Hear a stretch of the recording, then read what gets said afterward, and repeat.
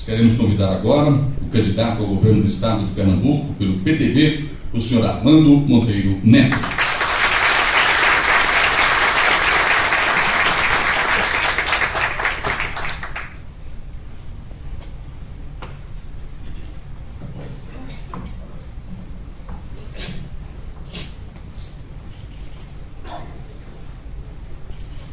Presidente da FIEP, o senhor Ricardo Singer, para fazer oficialmente a abertura do nosso evento.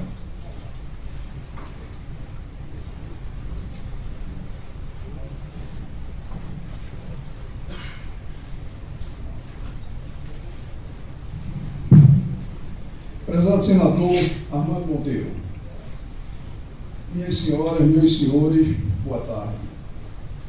Com um voto de boas-vindas, agradeço a presença do que aqui estão desse encontro da Federação das Indústrias de Pernambuco.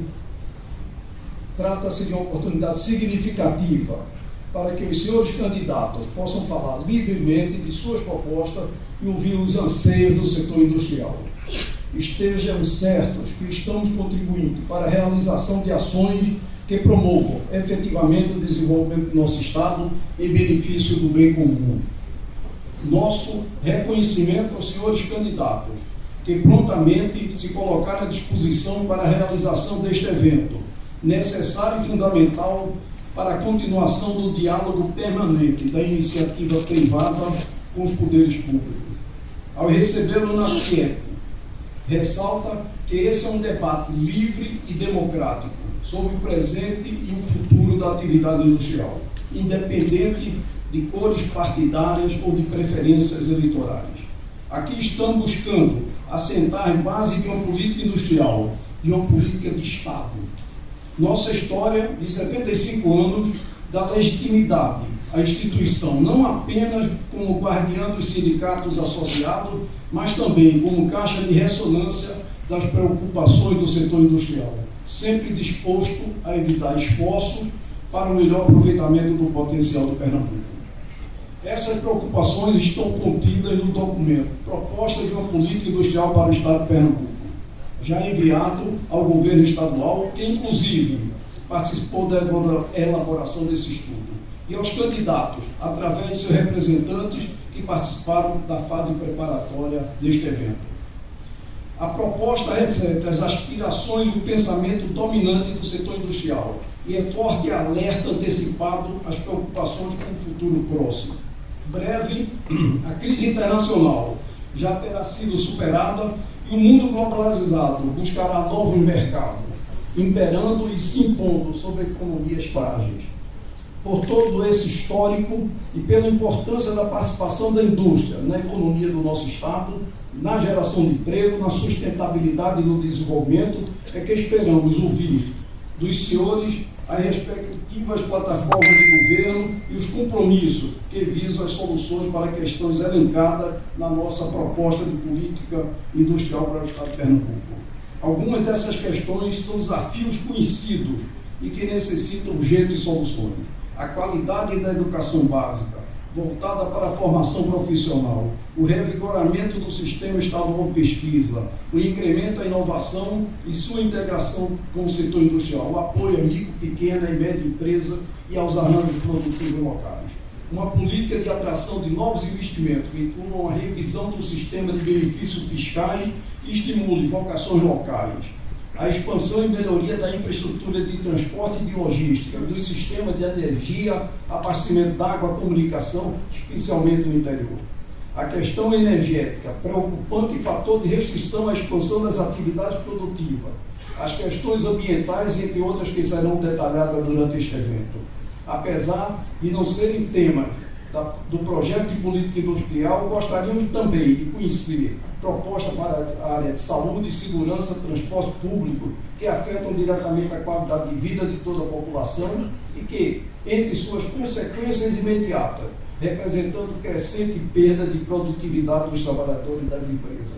Sejam, portanto, bem-vindos e que tenham certeza que estamos aqui com a convicção de que as próximas eleições já têm um vencedor, o processo democrático. Muito obrigado.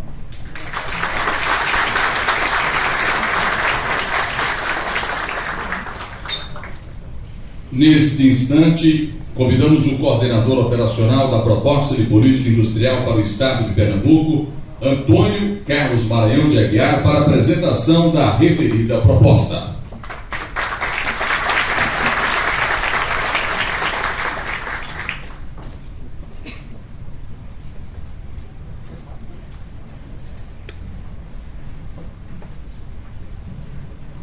Boa tarde a todos e todas que estão no auditório.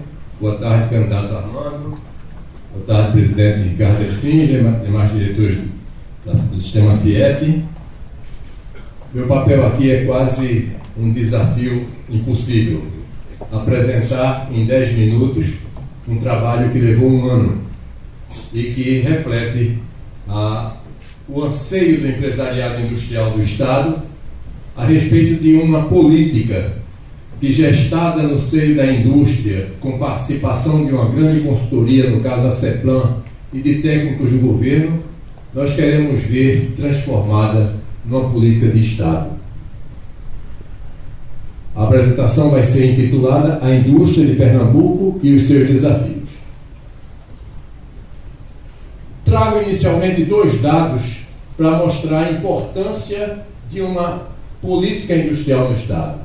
Primeiro, a evolução da composição setorial do valor agregado básico de Pernambuco, que de 2010 a 2014, no setor industrial, passou de 22% para quase 28%. E isso sem considerar ainda a entrada em operação da refinaria e do polo automotivo. O outro dado que reflete essa importância é que na distribuição dos investimentos anunciados em Pernambuco no período 2007 e 2016, nós temos 67,3% desses investimentos para empreendimentos industriais e mais 14% para grandes empreendimentos imobiliários também abrigados aqui nesta Casa da Indústria. Atenta a essa importância, a FIEP elaborou com ampla participação de industriais, com apoio técnico da CEPLAN e com a presença de técnicos do governo, uma proposta de política industrial que pretende desenvolver em parceria com o governo do Estado, com universidades, com órgãos de fomento, com o Poder Legislativo e o SEBRAE, transformando-a realmente numa política de Estado duradoura e que ultrapasse governos. Apresentamos aí um diagrama que representa de forma sucinta a síntese dessa política. Na parte laranja, na área vertical, nós temos aí listados aquilo que devemos fazer. Devemos aumentar a produtividade da indústria, devemos aumentar o grau de industrialização dos produtos em Pernambuco, devemos interiorizar a indústria, devemos dar à indústria condições de acesso ao mercado internacional e devemos favorecer as vocações locais que estão distribuídas pelo Estado todo através do adensamento dos arranjos produtivos locais. Fixar o homem na sua região de origem. Isso é o que fazer. Isso nós sabemos. Mas precisamos de mobilizar toda a sociedade para como fazer.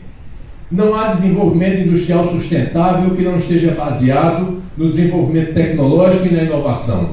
Fazer mais do mesmo não leva a nada. Nós temos que fazer de forma inovadora. Para fazer de forma inovadora, precisamos de educação e qualificação profissional em todos os níveis.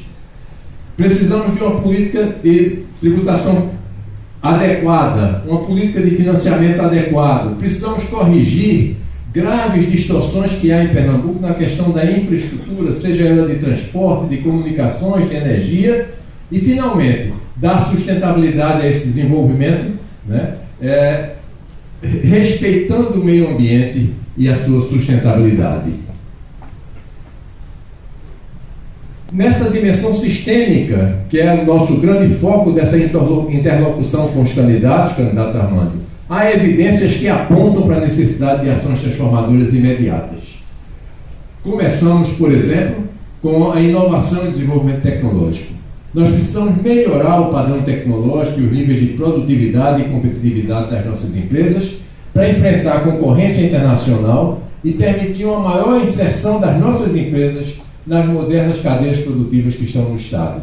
A inserção internacional se dá ou atacando mercados externos ou também competindo com o avanço dos produtores externos, competindo com a nossa economia local. Vejam que a situação é bastante grave.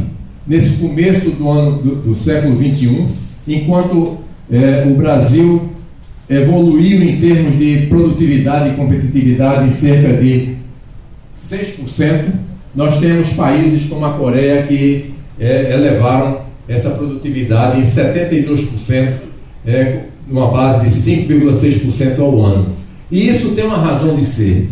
Vejam nessas esferas coloridas aí, com cada cor, que nós temos 3 dados aí importantes. O PISA, que é a nota de matemática no Exame Internacional de Educação Básica, o investimento do país em pesquisa e desenvolvimento e o índice de desenvolvimento humano.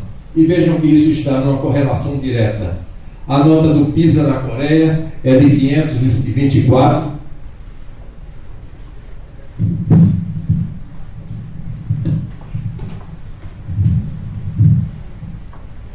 A nota do PISA nos Estados Unidos, 481, 573 em Singapura e no Brasil apenas 391. Pesquisa e desenvolvimento, a Coreia investe 3,4% ao ano, tem um IDH de 0,891.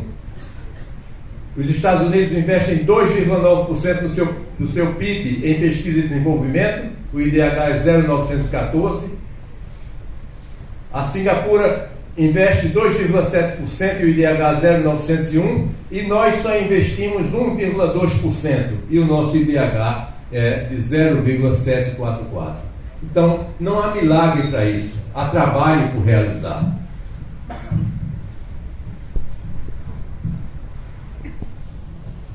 Para que a gente chegue a isso, é necessário melhorar a educação básica e ampliar e integrar a oferta de ensino técnico de nível médio. Nós temos 2 dados aí. Um ranking de recursos humanos elaborado pela The Economist, através de uma pesquisa encomendada pelo grupo de líderes públicos do Brasil, ranqueia o Brasil com uma nota 36,3 numa escala de 0 a 100. E Pernambuco fica com a nota 33,3. Alguns estados, como São Paulo, por exemplo, ultrapassam a nota 90 nesse ranking.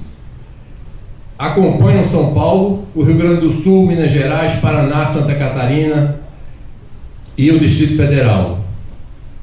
Na tela seguinte, a gente mostra a relação entre alunos matriculados em cursos técnicos sobre alunos matriculados em ensino médio.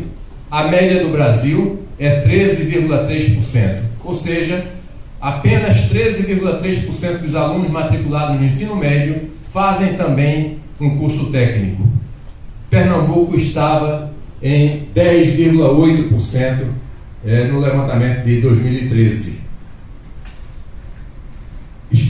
Espírito Santo, Rio de Janeiro, Rio Grande do Sul, São Paulo, Santa Catarina e Minas Gerais, os estados que tinham a melhor pontuação no ranking de recursos humanos do The Economist, tinham respectivamente 23, 20, 20, 19 e 18%. Ou seja, entre 2,5 vezes a quantidade de alunos que Pernambuco tem em cursos técnicos e 1 vez de 8. Isso será que o nosso objetivo é chegar lá? Não, é muito maior. Na Coreia do Sul, porque nós competimos internacionalmente, essa relação é de 41%. Então é necessário quadruplicar o número de alunos de ensino médio que estejam também cursando escolas técnicas. Na área de tributação e benefícios fiscais, candidato, o grande desafio é simplificar e dar consistência à legislação tributária estadual. A avaliação da The Economist, na mesma pesquisa para a situação atual, é a seguinte, lamentavelmente é a seguinte: na consistência do sistema tributário, num ranking de notas que vai de 0 a 4, 0, sistema de imposto muito instável e complexo, a 4, sistema de imposto muito estável e claro, Pernambuco levou nessa pesquisa nota 0.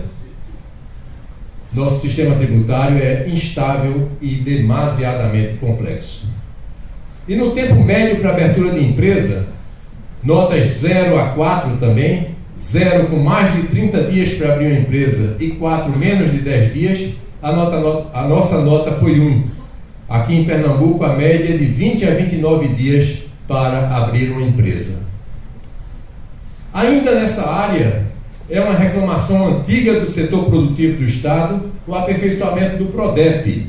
Avanço já houve, mas há necessidade de aperfeiçoá-lo de modo a assegurar a isonomia entre os produtos beneficiados, novas empresas que vêm se instalar aqui, e os similares já produzidos pela indústria pernambucana. É uma competição não isonômica, desigual, que o primeiro produto fabricado por quem vem de fora receba incentivo, e na indústria pernambucana só o acréscimo de produção recebe esse incentivo.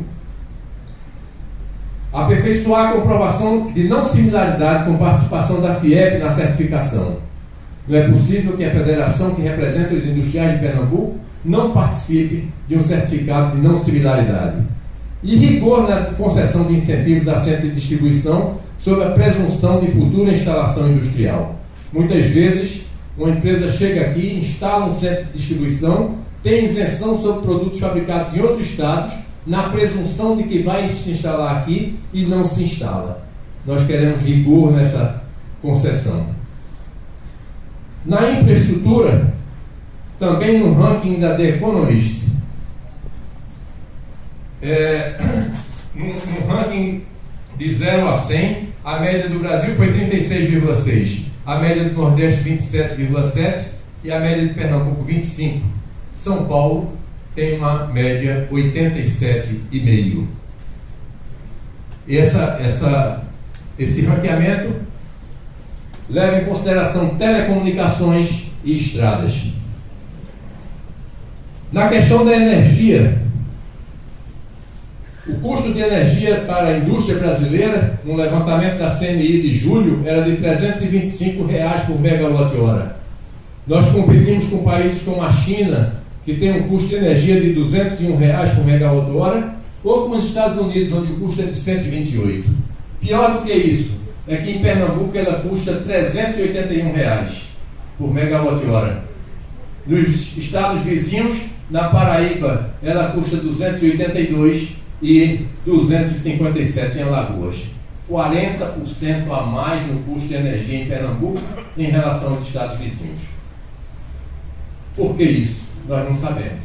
Realmente é uma interrogação para a indústria de Pernambuco. Finalmente, na questão de sustentabilidade ambiental e empresarial, estabelecer uma política estadual de educação ambiental que comece com sua inclusão nos currículos das escolas públicas do ensino público, do ensino médio. É importante que o nosso jovem já saia da escola com a consciência ambiental formada. É necessário fortalecer os órgãos de controle e fiscalização ambiental com especialistas altamente qualificados que estejam sintonizados com as novas tendências tecnológicas ambientais e os processos de controle de impacto.